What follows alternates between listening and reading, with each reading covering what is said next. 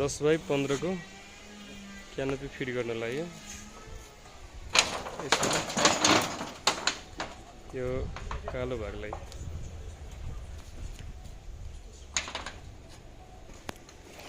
बीचमा यो भाग पर्ने गरी यो यस्तो बन्नु आउँछ।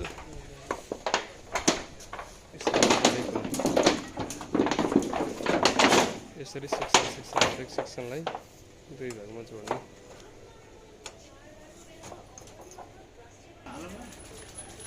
यो दुई भागमा हुन्छ, यहाँबाट सेक्सन छ यसरी जोडिएको हुन्छ।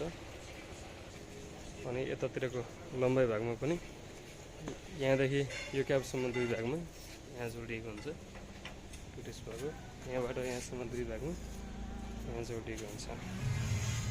यो क्यापबाट यसरी चाहिँ बीचको एङ्गल यो चक्लेटी कलरको बसेको छ। छोटो बीचको भाग चाहिँ यहाँ छिर्छ। यो छोटो यसरी आएको छ बीचमा।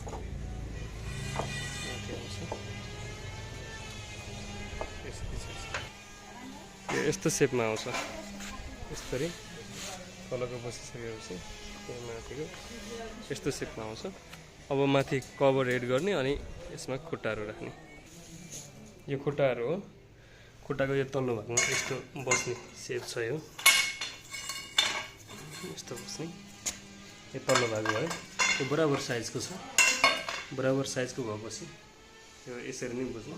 माथिको भाग चाहिँ यो भाग भयो। यसरी माथिबाट कभर एड गर्ने। कभर गरेपछि अब खुट्टा चाहिँ हाल्ने।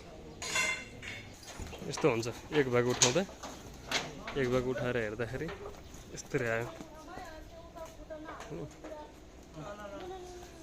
अब अर्को भाग यसरी उचालेर उठाइदिने।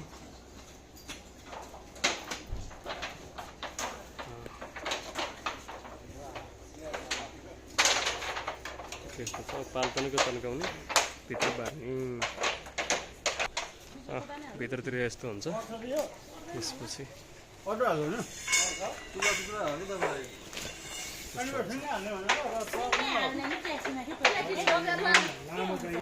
ल कम्प्लिट सेट भयो। यसो भयो। यसको साइड हाइट चाहिँ 7.5 फिट छ। 10x15 तलको भाग चाहिँ 10x15 हुन्छ। माथिको भाग 9.5x14 14.5 जस्तो हुन्छ।